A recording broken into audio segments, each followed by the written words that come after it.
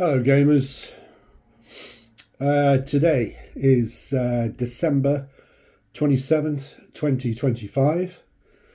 And if you pause the video and think about it, who can tell me what game we're about to play? And we're back. Well, it is in fact, scrolling rapidly, Halls of Hegra. Yes, you see, which is a solitaire by design game.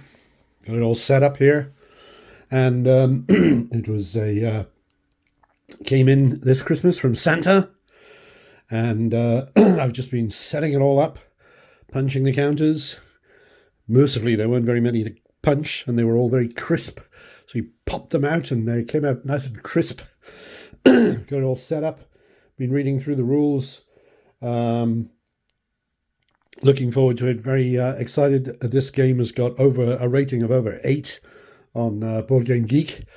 So that means we can expect a splendid time. Here we are, of course, in the Norway of, I believe this would be like 1940, I would think. World War II, obviously. And we've got a handful of plucky defenders who are fighting against the Nazis and going to be defending their sort of threadbare, I suppose, fortress of Hegra. Yes, all looks very interesting. The mechanics involved here are nothing like I've ever seen before. I suppose in a way it sort of looks like it could be a distant cousin of perhaps of something like what's it called, Pavlov's House. Yes, but I don't know enough about the game to say much more about it at this point, so we'll probably just sort of jump in and give it a go. Okay, well, things are moving ahead. Good Lord, where's my pipe? I was going to do a bit of pointing, and I can't find my pipe. No, I think I've temporarily relocated it, but so we'll have to, yes, we'll have to have some sort of ersatz pipe. It's not really convincing, is it? No, but this will have to fill in the meantime. So while I've been away, I've done turn 1, and I also read the historical background. And yes, plucky chaps they were, that's for sure. So, and not just chaps, no, chapesses as well, working alongside the chaps there. And of course, so there was the fortress, which was near the village of Hegra, and definitely a forlorn hope and a plucky resistance against the Nazi jackboot. Yes. But anyway, what do I got to say so far? Well, I've just been through turn 1, which was simply a case of just sort of pressing on through the rules. It's interesting in the rules that, I mean, you might sort of say, well, are they required to state the obvious? But I say they are, because it's a wargame rulebook. You've got books where you have, if you think of something like, I know it's going back a bit, you think something like Squad Leader, where it's very strongly labeled sort of, we are going to take you through this step by step. And, you know, it'll say like in bold letters, capitals, stop, you have everything you need to play scenario 1. And I've noticed they do the same thing in Fields of Fire Deluxe Edition over there, which got coming up very shortly, because Santa also brought that for Christmas. But anyway, I digress. But in here, you just see, you're in the rules, and you just sort of seem to find yourself playing the game, which is, okay, I went along with it. I sort of thought, well, wait a minute, they're actually now describing to you how to sort of do it, as opposed to just sort of like, you know, sections of rules talking about movement, combat, air power, that sort of thing. So I just sort of went along with it, and yeah, sure enough, we managed to get through. I also did watch a video, so I'll have to figure out who it was I watched and make note of it somewhere and pass that information on. First class video. Okay, what can I say? What else can I say? The components are absolutely beautiful, and they've got the lovely thick card, which with that sort of matte finish. which is very nice because it's not shiny, as you can see. There's no glare coming off this. Lovely production. The one thing I will say from the sort of ergonomic point of view that's a little slightly unusual, I think, is the sort of reach you have to have, as it were. I don't know if I'm sort of missing something, but it seems like it's sort of more than it normally would be. Especially, I even moved that just up a little bit there, because you've got these tiny little cubes which are representing rather important information, and it'd be very easy to sort of, they're so close that they have to be right down at the bottom. I would have preferred it if this and if that was somehow up there somewhere, so we didn't have to have these tiny little cubes. And I've been thinking about replacing them with pennies, perhaps, or something like that, so they're less easily knocked around. But anyway, it's a trifle, I'm sure. Trifling issue. Yes, everything seems to be coming along nicely. Some of the concepts are very abstract, and you don't intuitively, intuitively in a war game, sort of like, oh, this counter represents a soldier. Let's try not to get him killed. That sort of thing. Whereas, this marker indicates doubt, and this one indicates fear, and then this one indicates suspicion. Now it's all addressed in the rules somewhere, I imagine. But chin up, moving along. And so far, what's happened anyway? What happened on turn one? Well, we had good weather, which means we can move further when we're moving around up here. If we're going out to get to a place where we can find supplies, or if we're coming back to bring back supplies. So the more good weather we have, the better. Let's see, we did very poorly on our recruiting, because the first token out of the bag was a doubt counter, which means that you can only pull one defender then out of the bag. So you keep pulling and pulling until you get a defender, and that's your lot. So came up pretty thin on that one. And that, what is that? It represents that there's a lot of doubt amongst the community, the civilian type population where you might recruit people from. So, yeah, I get it. No, it's very, very nice. As soon as you sort of figure out in your head or from reading the rules, what exactly is this doubt marker? And to be fair, there's a section in the rule book that says this is what doubt markers mean. Okay, so that's great. Well done. So did poorly on the recruiting, and then so when we assigned them their tasks, we had the leader, we had him inspire so that the morale would be picked up a little bit. We had somebody doing some snow shoveling, which has cleared a bit of snow. We might find some goodies buried under the snow, like radios and map rooms and medicine cabinets and this sort of thing. We sent... What did we do? We sent... we sent somebody out there. Oh, that's right. It was good weather, and this one is a long way away, so we sent him all the way up to there, getting ready to get some supplies from up there. Oh, we also opened that as a second supply route. That's right. We opened a new supply route. That's what we did. Because I know a few of these things as being sort of, decent opening moves because I watched the video. Right, so I think we're going to press on with turn two.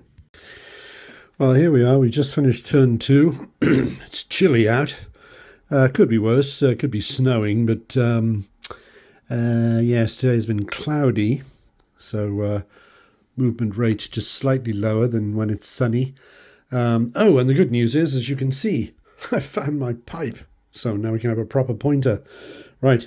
What did we do? We did pretty much more of the same, as a matter of fact. Did some snow shoveling. We did some repairing to the old artillery up here, gun number 1. We also, in shoveling snow, managed to find some hidden tools. And so we did a bit of repairing on the gun. And let's see, we inspired the chaps to keep the morale up. Used the leader for that. We did much better on the draw from the recruits.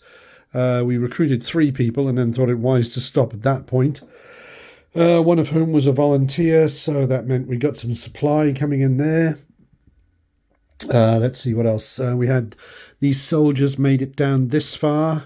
That's as far as they could make it with they've got their supply package there with them, which they'll be able to bring in next turn. I'm not sure what the odds are that they might get intercepted before that happens. I don't really don't know enough about the rules yet, so it's sort of unfolding as we play.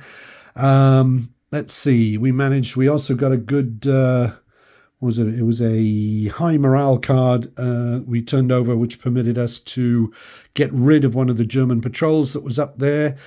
And it said to remove it from the map. And I took that to mean that it goes out of the game. So I popped it over here.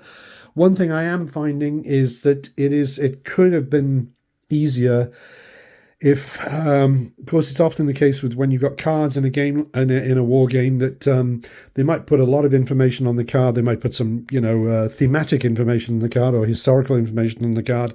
But it's also used as a way to put information on the card that isn't necessarily in the rules. So you might have a whole procedure on the card that isn't in the rule book. And that makes it easier to sort of, it's like you don't need to know it until you turn over the card. Okay, fine. But the problem is that some of the cards are they use symbols a lot to indicate this and that. And I am finding with some of the cards that you're not sure what it means entirely. So then you have to try and find it in the rules. And I am finding that rather difficult. In fact, I think I'm finding for sure cases where the rules don't explain what's written on the card. So you either persevere and try to understand what's written on the card, or you're in trouble. Yeah. So anyway, it's early days yet. So yes, happily one of the patrols went away, but then in the random events, one of our people who were actually over here, theoretically they were sort of out and about looking around, and they ended up being shot up rather badly. They ended up in the infirmary, so they're there. But we did manage to get rid of those chaps there, so because that is of course a supply base there, so we don't want patrols in the way of that. And we've opened up this third supply base here now, and we've sent up there a hunter, so he's good at bringing supplies back because he doesn't get slowed down when carrying a delivery token.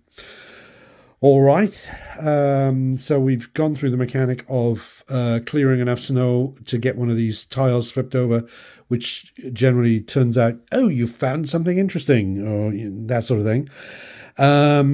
We've got the artillery piece fully ready to fire now, as far as I can see. So we'll look at firing artillery on the next turn. The next turn is the last turn of the mobilization section. So very good.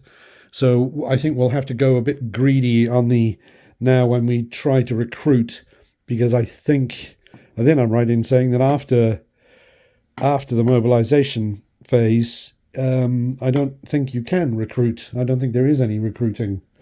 I think so. We shall see. Let's see. Anything else I've got to say? Just looking at the position of the markers. I got spooked at one point because I was looking at the pieces that I'd removed and so forth. And when I'd taken off the damage markers, the jammed, were they jammed? No, they were damage markers that were on the first artillery piece here. 1, 2, 3. There were 3 of them. And I'd taken them off, and I looked over here, and well, where are they? And there's gun number 2, which I haven't used yet. Where are the pieces I took off? Oh, my God, have I lost them already? And that's because you take them off, and you put them in the hit bag over here. You see? That's what confused me. I'm not quite sure. I suppose what happens is when you have to determine, oh, something was hit, so what happened? And I know that there's at least one counter in there that's got a miss on it. So presumably some of them are going to be damage. Oh, damage was done to something or other, and that sort of thing, which is a clever way of implementing what would otherwise be rolling a die and looking at a table or something like that, I suppose. Anyway, let's press on to turn 3. Right, well, we've completed turn 3. We've now moved on. We're right at the beginning of turn 4. As we can see from down here, the mobilization phase has now ended in the coup, which I'm not entirely sure what that actually simulates, but it's certainly the end of the mobilization phase. And and you flip this thing over here, you see, because it was in the mobilization side before, and it had a fear marker on it, as I remember, and that was up to 5, and so that meant that you had to go into the recruit bag and keep pulling pieces out until you'd removed 5 defenders. That's right. So that certainly thinned what was available in the recruit bag rather effectively. Other than that, I think the Hand of Fate was quite good, actually. The 11th hour on the third turn there, we did repairs to the defensive positions. These 3, A, B, and C, were damaged.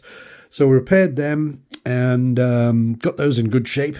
Which meant that we were able to move fully 4 soldier units down here. I mean, are they 4 actual soldiers? Let's call them that, I suppose. I think they should be, as in individual people rather than units. So they got to come down there, which, because it was a coup, it was the coup event, as it were. If you can move 4 soldiers down there, you got to increase your morale by 2, which is a nice place to be. Let's see. I didn't mess that up, did I? No, I didn't. No, I'd already done the morale from before, reset it to 0, but then the coup put the morale, that's what's disorienting. Normally that's at 0, but the coup action has put the morale back up to 2, okay, or pushed it up to 2. We got 6, there's a 5 and a 1. We got 6 units of supply, which is good, which of course is going to be needed because now supply will cost now supply, 1 unit of supply will enable 3 units, 3 defenders to move to the ready, as opposed to before it was 4. So it's getting harder to do that. Let's see, what else have we got? What else is happening around? That's right, we had some casualties because the event said that one of our trucks had driven off the road and injured 2 of our people. So they ended up over here, but they were only, they were very, very lightly injured. They were there and there.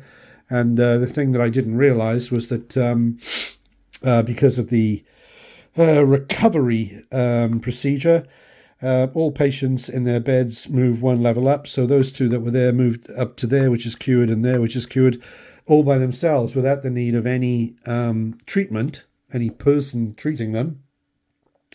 But I had allocated the medic to that action, and because the medic can do 2, it meant that the medic was able to move this chappie here up 2, and come to think of it, he would have moved up 1 anyway automatically because of the relapse and recovery. So come to think of it, this person is cured. Yes, there we go. Right. Tidying up there. Let's see what else is going on. The suspicion counter has gone up because that's right, we had 2 occasions where chaps came back, and they were chaps. They came back with supplies, and all kinds of good things happened then, of course, because, I mean, for a start, you get two units of supply for every person who comes back, and then you get the bonuses that are given because of what it is that they've actually brought back. And you also get an increase on your morale as well. So bringing in the bacon, as it were, is a very good thing to do. Now, the only thing that we haven't done, which I did see in the video on YouTube, the chap who'd played it on there, was even in this first phase here, this mobilization phase, even in that phase, he was using the artillery to fire at the airfield. And I don't think he did any other sort of aggressive moves. I think he did some bolstering here to increase the defense there. And it's just the way I'm sort of mucking my way through the rules here. I actually don't know what that does. I think I presumably it just sort of increases the effectiveness of the defense itself. The how, I don't know, sort of how thick the defenses are or how well maintained they are, that sort of thing. So yes, I didn't spend any money, as it were. I didn't spend any time doing that. I didn't do any promotions. I didn't do any bolstering, but I did a lot of snow shoveling, repairing, and inspiring. And we also had a card I think it was a card from the High Morale, which enabled us to clear a bit more snow. And only if we nudge that one more time, we get to flip another tile from there, which is nice. So we got the defensive manned. We've already got 3 chaps here in the ready box. I think that was helped by some helpful cards. Because I'm sort of muddling through it as I go along and reading the rules as I go along. In terms of what the German airstrikes, how they work, I don't really know. The German artillery, I don't really know. Yes, so it's all going remarkably well. I am enjoying myself. And, yes. And so now we're on the first attack. You see, we're ready for the first attack. And, we can see clearly some more German patrols have shown up. Yes, that's right. 2 of them showed up because of that marker there, with the 2 patrols needing to be put on.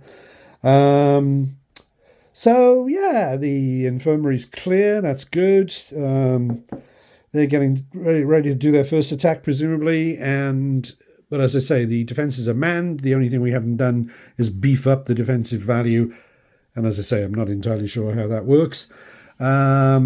But other than that, they're plucky chaps and chapesses, yes. And we go forward into turn 4. Okay, we've completed turn 4. And we're ready to get into turn 5. If we look down here, we can see that in turn 4 there were no new patrols appearing.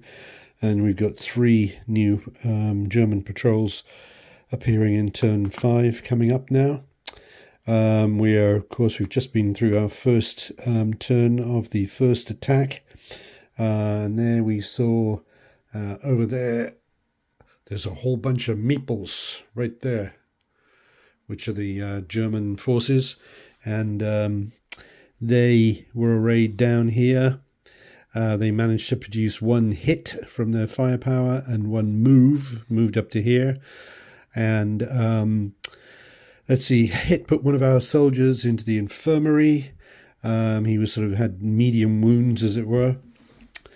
But then, then we spent some supplies, allocated our forces.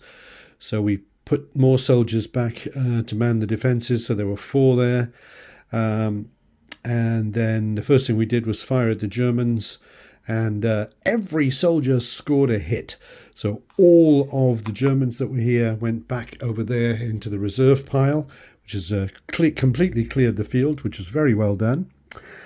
Let's see, let's do it by the numbers. That was 1. Then 2, we had the artillery fired at the airfield, which can produce some sort of interesting results that are not necessarily intuitively associated with air power, but as near as I can remember, you had things like you would raise morale and do handy things. So that was very productive.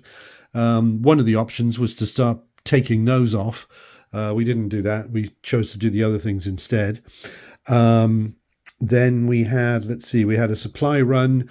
So we sent out Hunter went up here, and a volunteer went up there to the supply bases that are clear of German patrols at the moment. Then we would have got into section 4, which is the maintenance. It did start to snow, that's right. So we did snow shoveling and managed to clear it away with a hunter. And that revealed the generator. This is one of the things I have an issue with, because you've got this, which is the snow tile for the generator that we found. Let's put it there. And the thing is, the word generator because I've got a PDF version of the rules, which is searchable. And as far as I can see, it's all working fine. But for example, the word generator doesn't appear in the rules. This is what I was talking about earlier. So there's no cross-reference to that whatsoever. So you just look at this and, okay, as near as I could tell, it means raise your morale. There's your morale over here. Raise your morale by 2 immediately, I figure. So I did that. This is just a symbol for a generator for a bit of flavor, electricity. But it would be nice on here if it just spelt that out instead of it just being symbols. So for example, I mean, one of the people asked on Board Game Geek, they said, so does that give me 2 + 2 morale every day? You know, do I like keep this? Well, no, you don't. As far as I can see, you don't. You discard it. I think it does say at one point that if it's not an action tile, like that would be, or that would be, or that would be, where you'd keep it on the board. I'm pretty sure in the rules it does say you're supposed to remove it from the game, act on it, and then discard it, as it were. But anyway, it's just one of those things. It could be spelt out more clearly, I think. Anyway, so that was, what did we get from that? We got boost to morale. Yeah, so the morale was actually off the top of the scale. And I hope I did this right, because what I did was we got to the top of the scale and it says that means add 1 hope card to the low morale deck. So it took a hope card, shuffled it into the low morale deck. But then I moved it down to here, which I hope was right, because otherwise it would have meant that we wouldn't have drawn any high morale cards. And so I assumed that it sort of like went up to there and bumped back to there. Now, I can't swear that I've seen that written anywhere, but anyway, that's what I did, so I hope that was correct. Let's see, so that was shoveling the snow. Let's see, we did bolstering, that's right, we increased the strength of the defences by 1 there, and that controls how many of the attacks from the Germans, the German meeples, as it were, down here are going to get through. Couldn't do any of this stuff. Right. And let's see. 1 second. Right. Then it was off to the infirmary, where we had a medic and an assistant, as we might say, a volunteer. And so between the pair of them, they were able to get that soldier back on his feet and back over here, ready to do something rather plucky on the morrow. Right, so now we're ready to get into the 5th day, and off we go. Okay, I realised a mistake I made on the previous turn, and I'm trying to fix it now. So we're still working our way through turn 5 here, but what should have happened in turn 4 was, although I rolled them and they all scored hits, the thing is there was only 1 German that was within range. He was here. I didn't notice the fact that on the range only goes down to here. It doesn't reach down to here. Okay, so there were a total of 4 pieces on the board at that time. The 1 that was here that was killed. The 3 that were back here weren't killed. Okay. Then in this turn 5, another 4 as called for by the event card, which is that card there. Another 4 Germans were required to appear. 2 were placed down here because you can have a maximum of 5, as you can see, and then the other 2 get to be placed in the next higher up sector, which is here. So that is where they are now. So when they fire, that's where the fire is going to be coming from. I've actually I'm out of sequence. I've gone through and allocated all the workers, so I'll have to rewind and I'll reallocate the defenders based on what their fire is, because when I did the fire before with the wrong number of Germans, there were no hits. But obviously if they do firing now, they might score a bunch of hits, put a bunch of people in the infirmary and change all kinds of things. And it's just because I didn't notice that the thing is that there are things in this that I say are sort of less than in your face obvious, because it is so easy. You sort of, obviously you may disagree now, seeing as I'm pointing it out right in front of you on camera, but something a bit more sort of indicative of, please note, the back rank here is out of range of everyone, that sort of thing. But there we go. So press on, press on. Well, here we are. We're about to begin turn 6. We've completed turn 5, which is, was it day 5, isn't it? Yes, isn't it? These are days, aren't they, I believe? Yes, they are. And let's see. Well, we had a fair bit of action going on around here. Of course, there were, once I recomputed everything, there were a lot more Germans there than we had initially thought there were. And a whole bunch of them, let's see, all of them made it up to here, and then one of them even made it up to here. Okay. And let's see, I think it was that one that actually took out that defender there. And then the German gets put back in the reserve pile over there by the Corvette, as you can see. We'll talk about that later. And let's see. But then what happened was the fire from the defenders was led only to suppressions. There were no hits. But then they reined in the artillery, you see, which was very effective. And that came in. We got a jam out of that, so we'll have to fix that. But yes, brought in the artillery and swept away 4 of the beggars. And let's see. Didn't it say? Oh, I don't know. I think it said something like all of the rest of them should be suppressed, so that shouldn't be possible. Let me check that. No, I'm getting an itchy brain here. I'm doubting myself, having made that earlier mistake with the number of Germans that were there.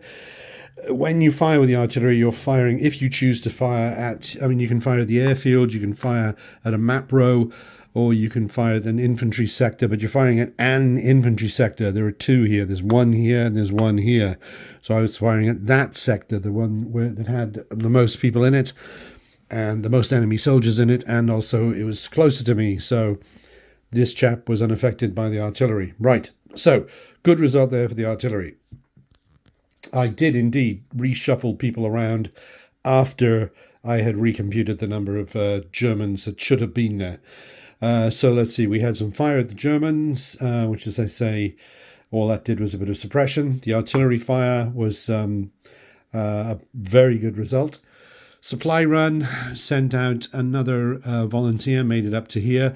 The problem is, of course, is if you don't make it in one go because of the bad weather, then this volunteer, for example, who was there on the previous day, he was in that position there.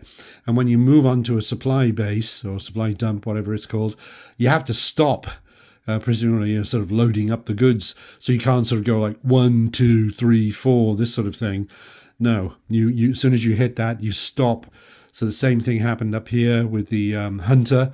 So now, of course, on the next turn, now on day 6, they'll be able to come back with the goodies, and he's going to have to go up there and stop.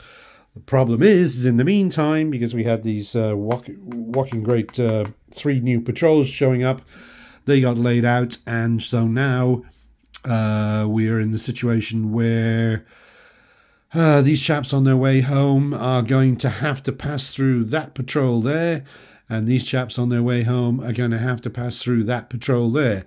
So far in playing the game, I have not tried to go through a patrol. When you do that, you can try to sneak past it, you can stop and wait presumably for the next day, or you can engage them in combat, which sounds incredibly reckless.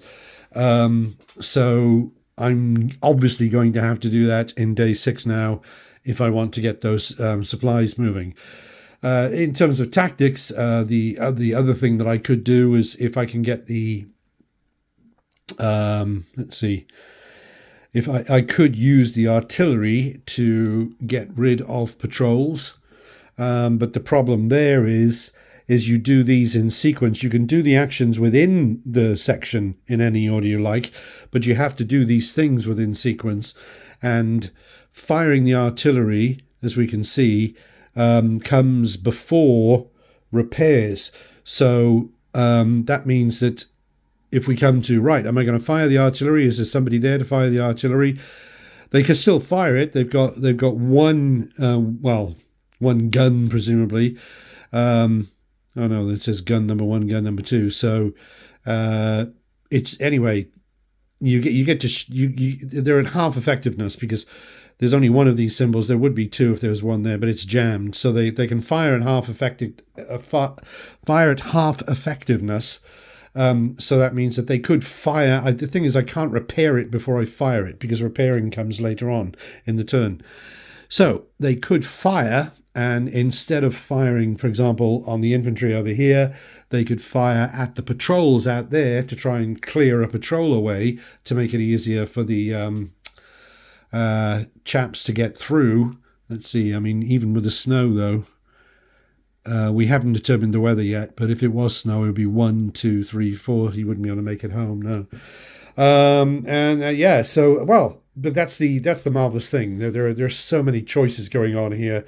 That's one of the things to me that makes a good game. It means that in each turn you have a bewildering number of choices of what you could be doing. So that's good. Right, so let's see, what did we do? And so we sent him up there, and those two were on the bases, and that was over here. And then in the maintenance, we did some snow shoveling. We unearthed the map room, and which is damaged. But if we repair that, then that means we will be able to, every time we do this action, we'll be able to move the snow marker 2 to the left, clear a bunch of snow. But we'd have to repair that first. But even before we repair it, we can man this station and look at and rearrange the top 3 snow tiles here, which is, well, it could be great. It could mean that we find something really amazing and we move it to the top and then dig the snow and get that thing, whatever it is, which might be the radio or the medicine cabinet or gun number 2. Yes. Oh, yeah. So that could be pretty bloody important, right? Let's see. We did that. I think we did bolster again to increase the inherent defensive value of the defensive position of the walls. And we also did inspire to get morale up from 0, which I've been trying to do every single turn. Okay, and then also, that's right, we had, let's complete section 6 in the infirmary. We had, we did some healing, as it were, of this soldier who had been put in there by being charged by the Germans. Whew. Lot going on. And then let's see, then we had well, as I say, more patrols appeared, and we moved on to the next turn. So let's move on to turn 6, which is a red one, which sounds bad because I know that's up there, for example. So yes, okay. Well, of course, when you have more data, it's more likely that a pattern will stand out. And we've just finished day 6, and because we have now removed the first attack board from this area, and we've revealed the final board, as it were, underneath it, and here we have got 4 sectors, whereas the first attack board only had 2 sectors. And I'm looking at this and I'm seeing these ranges. You've got hit ranges for a volunteer, for the hunters, for the officer, and for the soldiers. And we can see that there would seem to be a correlation between the range symbol and the sector, rather than different compartments of the sector, which I thought it was indicating before. So it looks like I actually shouldn't have corrected myself before, because it looks like that on the board for the first attack, which is over there, the range for the Sector 2, which is at the top, was the volunteers and the hunters, but everybody in Sector 2. So that's in both, as it were, rows of Sector 2. And then the soldiers and the officers would have been able to hit everybody in Sector 1, this one here. So, anyway, my mistake. I thought that reading this, I thought it meant that, for example, soldiers would be able to fire down to here, but not down to here. But no, the range, as it's referenced in the rules, is clearly talking about sectors, not bits of sectors. So there we go. So it actually means that I gave the Germans a break there and made things more difficult for myself than they need have been. So there we are. So now we're at the end of day 6. Let's see where we stand. Well, the key thing that we've done is you had to do this event here, retreat, which meant that you got rid of the board. You got this board instead. You transferred the Germans to this board. You got the machine gun, which is the Norwegian machine gun, ready to fire here. It's not jammed, so it's ready to fire, so that'll come in useful. Unfortunately, the supplies have been, the supply rate, the supply sort of purchasing power, as it were, has been reduced again. So whereas we started out in the first 3 days, a supply was meant you could activate 4 defenders. Then in the first attack phase, it moved down to being able to activate 3 defenders, and now it can only activate 2 defenders. We've got plenty of people on staff, as it were, but they're all very tired. And yes, so we're going to be gobbling up supplies rather rapidly. We did get 2 units came home, so that was good. So anyway, let's just go through and recap what happened. We had a sunny day, which was nice. Always helps. In defending the walls, well, of course, things have been sort of, I think we did quite well. Let's just put it that way. I think one person I think ended up, no, there was a guy in there, that's right, there was a chap in there that was already there, and he was healed. So, right, firing artillery, we had this sort of a configuration. We only had one of these, so the artillery was half as effective as it would have been, but we did use it to good use. We decided to get rid of the German patrol that was here, and that meant then that the one of these chaps, the volunteer who was bringing supplies back from here, was able to 1, 2, 3, 4, 5 back to here and drop off the jolly old what's the word I'm looking for? Supply. Yes, marvelous. And also coming from over here, those chaps were able to do the same. There was the hunters coming from there. So we got 2 batches of supplies made it through. So that was jolly handy, because I think we only had one supply left at that time. Then what else did we get? That's right. One of the things that was brought back was an extra supply counter. So that gave us an extra supply right there. And then coming back from here was a soldier. So that gave us a soldier who's immediately ready for action there. Okay. And let's see. So that was the supply run. And the other thing that happened, of course, was that this chap here went out and ended up there. So he's ready now to come back. Okay. Let's see. Supply run. Maintenance. I believe we did some snow shoveling. We did a repair to unjam that one. Let's see, unjam that one there. Okay. And then we did, I think we had to do an inspire to try and get the morale up. Yeah, we healed the soldier that was in the infirmary. And then got to pick some morale cards, which ended up with adding a miss tile to the hit bag. That was it. And then we executed the jolly old retreat procedure as stated, which gave us this board. So now we've got lots of sectors here coming up to the Norwegian defensive position. Oh, that's right. The other thing that happened was, and this one was, as far as I can see, this was ambiguous, because it said you had to take 3 German artillery pieces and put it on the spaces on the was it on the brown row that are matched with that are indicated with artillery pieces. So there are 3. there's that little icon down there. It says 1, 2, 3 right there. And they had to be taken from, well, when you do the setup, you put them up here, okay? They were in those positions there. I just arbitrarily grabbed them from the middle. These are like numbered positions here. So it didn't exactly sort of tell you which ones to grab. So I've done that like that to make it look untidy, to remind me that there's something funny going on there that I need to sort of figure out, as it were. So, why not? Yeah. Okay. And I think that's about it for now. So we press on to turn 7. So we're going to have we're into a new phase now. So we are officially over halfway through the timeline of the game, and now we're about to enter. Well, we're in the siege stage, which is going to be followed by the siege 2 stage. I think it is. I think it's called something like that.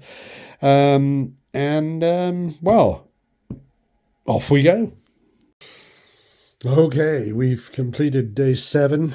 We're ready for day 8, which is down here. I noticed the last 3 days are all red days, so that's -1 on the morale modifiers when you do the morale test. Anyway, so what happened in day 7? So it was the first day of the siege period, where we had different things going on. Let's see. Yes, we had devastation coming in the form of attacks from the air and attacks from artillery. Came in, and let's see. I think what did it do? I think they managed to put some chaps in the infirmary, and we cleaned them up. They were only lightly wounded. That was it. I think that did that. They robbed us of some of our supplies. We lost supplies through bombing from the air. That's right. And just general mischief. That's right. I think our defense was knocked down, maybe, or was it? That was just the beginning of the siege period, I think. Yeah. So if we're going to get treated to that every turn, that's not very funny at all. It's the first time we've delved into the hit bag, which you pull out the tiles, and they're basically all bad unless they've got hit written on them. So, right. But we also got to do something new, which was I got to use a new tactic, which was to send soldiers specifically out on the supply run so that they could take on artillery and patrols, so that the defenders who were out on supply runs could make it back without having to deal with the enemy themselves. And that worked. So, the desperate thing right now is the fact that supply only activates 2 units from the tired stack to get them into the ready stack. So you've got to pick and choose very carefully. We've got 7 now, which is quite beefy. We've got problems around and about. Let's see. We've got a full complement here. We've also got the machine gun available. One of these 3 can use the machine gun each turn, but every time they use it, it jams. So now we're going to have to unjam it, and that would come in this section here. So that would mean that would be after the firing goes on. So that would mean that it's going to be jammed unless some weird event card or something like that says, unjam something for free. So we'll see. So we probably won't be able to use it today, as it were, in turn 8. Anyway, it's quite effective. Down here we can see we've got, because of it mainly, we've got a lot of suppressed chaps down here. So that's the way we like them, suppressed. Yeah, it's keeping their heads down, you see. Right. Then we had, let's see, artillery fire. We had none because we simply didn't have the manpower available because you're basically going to have soldiers or an officer in there. And they were busy either manning the defenses or going hunting that way. Probably shouldn't use the word hunting because, of course, there are hunters going on offensive patrols that way. I really liked that over there. We'll come to that in a minute. Supply run then. So what did we do? We had, that's right, because we had one came in, and then a hunter here, because it was fine weather, which was lovely. A hunter went out, but he was able to go out because two soldiers, one had gone to here and one had gone to here. There was an artillery piece there, and there was, or an artillery unit, and there was a patrol there. And once you put the soldiers there, the artillery or the patrol, they're gone. They go back in the patrol bag. They go back on the artillery track. And but then you roll the die to see what happened to the soldiers who were involved. He survived just fine. It depends on the suspicion track. But the first one to go in when the suspicion track was on 3, he didn't roll higher than that, so therefore he got injured, and he's down here. But yes, it's very effective. It's nice that you don't have to roll a die to decide, do I remove the patrol? Do I remove the artillery piece? No, it's a done deal. It's a foregone conclusion. So because of that, it meant that the unit that was there was able to come back and deliver the supplies. So yay, happy faces all round. Okay, and then, of course, since then, more patrols have shown up, and there's one back here again now, blocking there. Right, so we got that going on, which is kind of nice. So that was the supply run, and then, let's see. Oh, and of course that we were bringing the thing here is the one bonus supply, so we're able to beef up supplies quite a bit. You get 2 whenever somebody makes it home, and then we got another one for that. Okay, was number 4 over here. We had, let's see, we were able to employ the medic actually because they only need to just shovel the snow one more time. We did that. And we were able to unearth, let's see, new supplies. That's right, which was rather important. So very simple. We gained 2 more supplies. So they got stacked up there. And down here, I think we used the officer to inspire as usual, so that at least when we were drawing cards, we were able to get some high morale cards. We're going to be reshuffling that deck soon because there's only 1 left here now. And, well, we'll be reshuffling it today, evidently. Then in the infirmary, I think, I can't remember, I think there were 2 chaps. That's right, they were lightly wounded from, I think it was from the new artillery stuff that came in the siege period now. So it had put 2 chaps, there was 1 there and 1 there.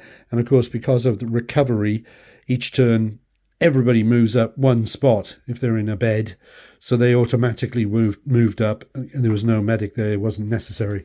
So they moved up, and they went to the tired space over here.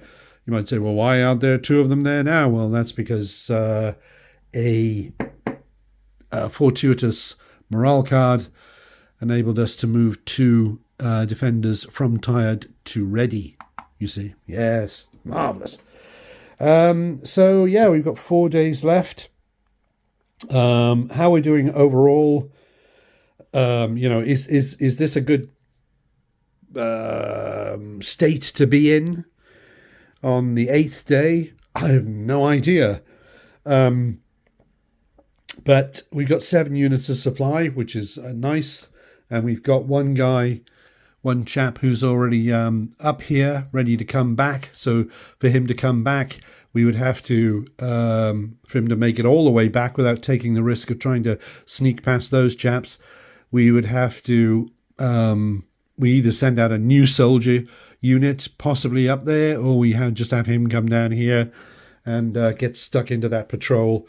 But that might put him, if he's unlucky, that'll put him in the infirmary, but we'll probably be willing to take that risk. We would really like to fix the machine gun. We would really like to fire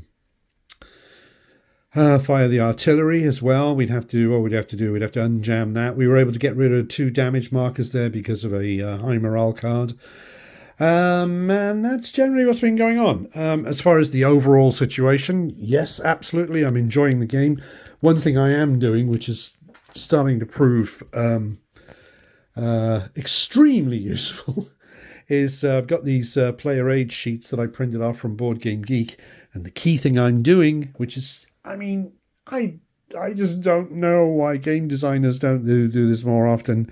I know it means that there'll be things to edit and there'll be more things to maintain in the editing process, but it would be so useful if, like something like this, it says grenade. You just had the page number in the rulebook right next to it, right there. Reckless defense, page number right there. Just in a little symbol, in particular color or something like that. It wouldn't have to say page number. Just have the number of the page right there. Right where you need it. Like here. I'm just saying, So what I've started doing is I've started putting it, as you can see, writing down the page number as I found them on there. And my goodness me, it saves an awful lot of time. It really does. Okay, on to day 8. Well, we finished day 8 and we're ready for turn 9, day 9. And things are chugging along.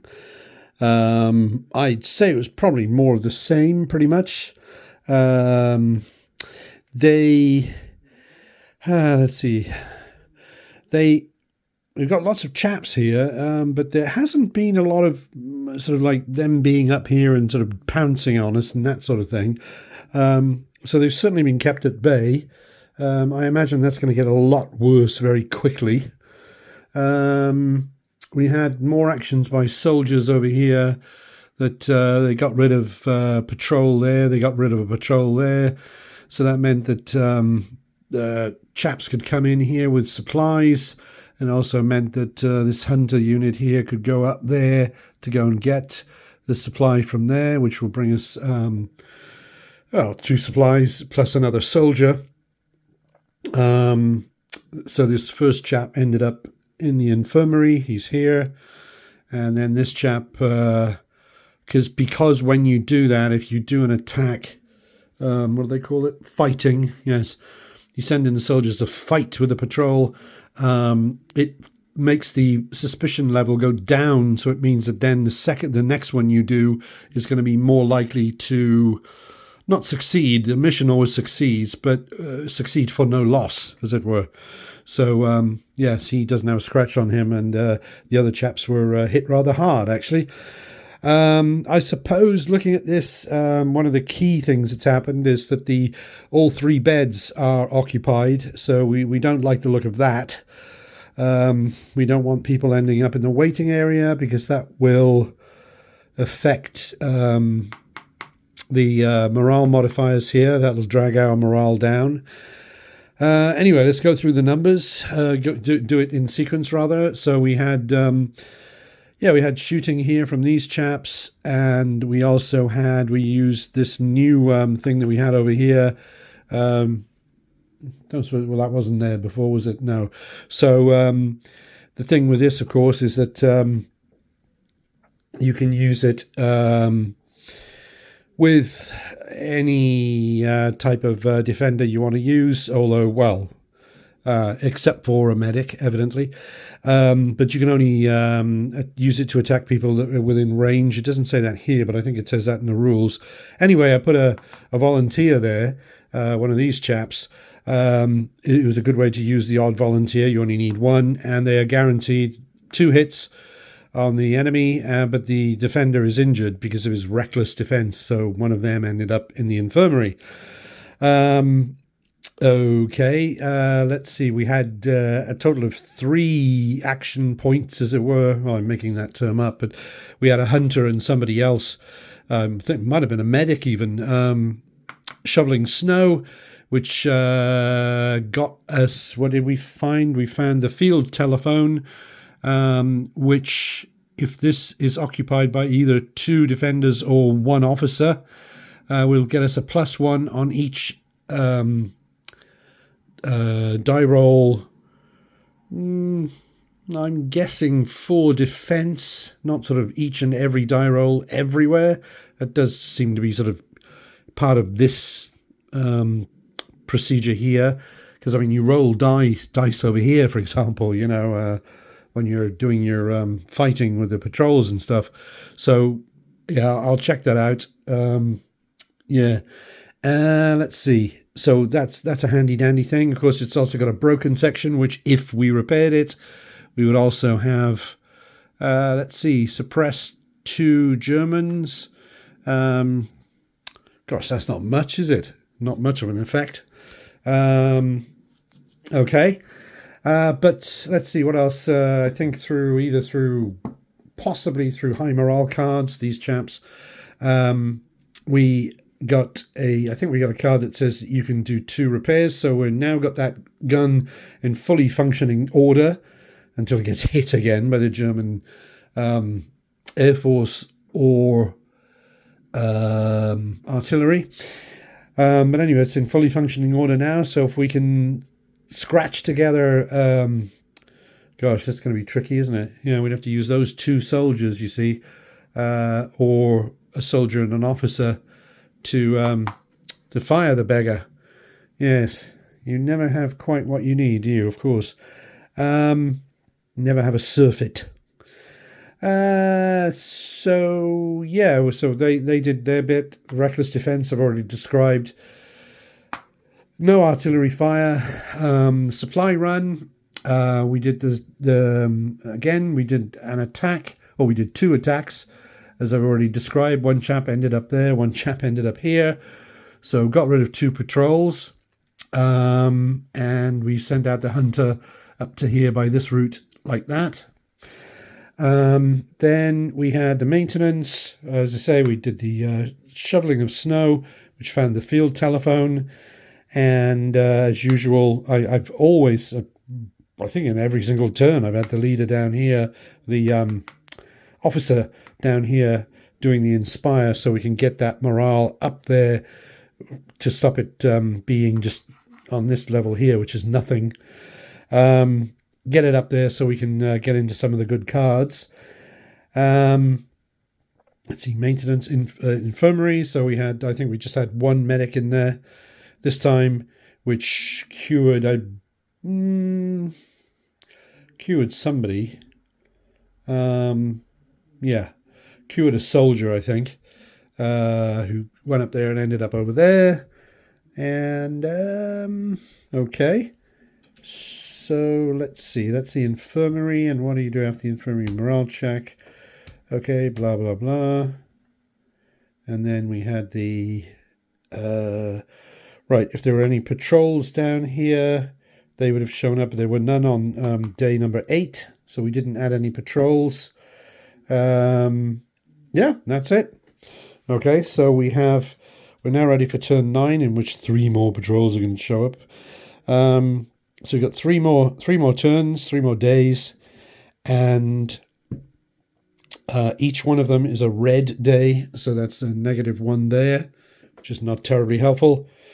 Morale is flagging, and of course the problem up here with the supply as well is that there's only one more. He's got his hands on that supply already to bring back, and then there are 3 supplies here that we haven't even... No, 2 supplies that we haven't got to yet. But of course, they've got a certain... well, I suppose if you chose that route, there's actually only 1 right there. There's only 1 German patrol blocking that route. So it's a question of what is done with these 2 soldiers.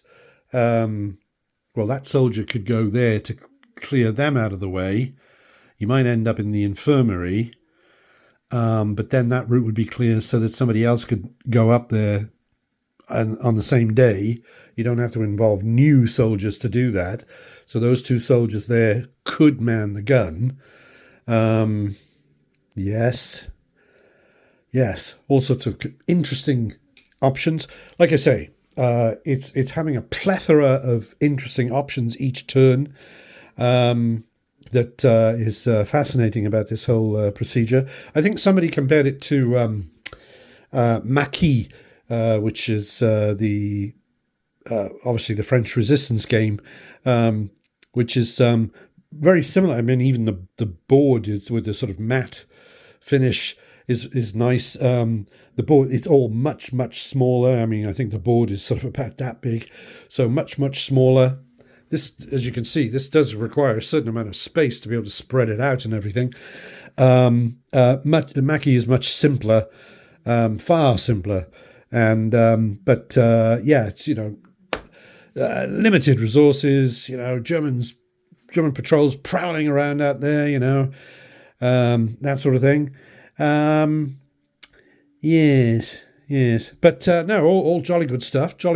Sometimes it does feel a bit, when you're, I don't know, putting a so-and-so tile into the hit bag, like what does that represent? Like for here, for example, these they don't call them counters, they call them tiles, I believe, pretty much universally.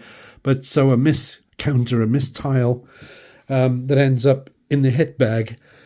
So that it might be that you draw a high morale card, which entitles you to put 2 miss tiles into the hit bag. It is rather dry. I mean, it's sort of like, well, what does that mean? What it means, of course, is it means that when it comes time to draw chits, I suppose that's what we call them, out of the hit bag, then some of them are going to be misses. So it's going to be less likely that you're going to be hit by the German Air Force or artillery, because that's what's simulating coming out of that hit bag. But if you're putting those miss chits into the bag, what does it simulate? It's like if it was just the Air Force, the airborne attacks, then you could sort of say, like upgrade, your anti-aircraft capability has been upgraded, or something like that, or I don't know, some other thing, high winds, or no, the weather, you can't mess with the weather. You get the idea, though. And then how does it affect the artillery? How does it mean, is it, German artillery is freezing in the cold, or something like that? Yeah, but so I don't know. Sometimes it would be. I'm not necessarily saying that even a mischit needs to have something thematic written on it. Obviously, it's very small, so it'd be difficult to do that. But I think the thing that makes it drier than it need to be is that in the rule book, it might be nice. I would certainly pay for the few extra pages to have just sort of like a little bit of text, maybe in italics or something like that, maybe even in small italics that just sort of says, this represents this has happened, that sort of thing. Because there are a lot of things in the rule book where, or just in the system overall, where you just sort of think, what does that represent? Anyway. Sounds like I'm analysing this to death, but then again, hey, I analyse it all to death. It's what I do. But yes, having a lot of fun with it. And we're now on to turn 9. As far as the amount of time that each turn is taking, well, as I've said before, I do tend to sort of analyse to death the situation. Although, frankly, I mean, it's not like, taking a turn in Avalon Hill's Battle of the Bulge 81 or something like that, where there are over 1,000 hexagons and several hundred pieces to look at.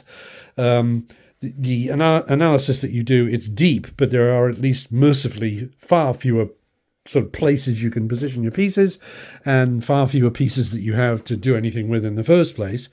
But I wouldn't be surprised if each turn was taking me. Of course, it's my first time out with the system, so I often have to look things up. But I wouldn't be surprised if each turn was taking me about an hour, which of course, which is good because it means I'm getting my money's worth. But there's no way sort of like, I'll have a quick game of Halls of Hegra this lunchtime. Not really, no. Or even in an evening, I suppose if I knew the rules really well, maybe I could play it in an evening, but I think it'd be a pretty long evening. Anyway, it's excellent stuff. Let's get on to turn number 9.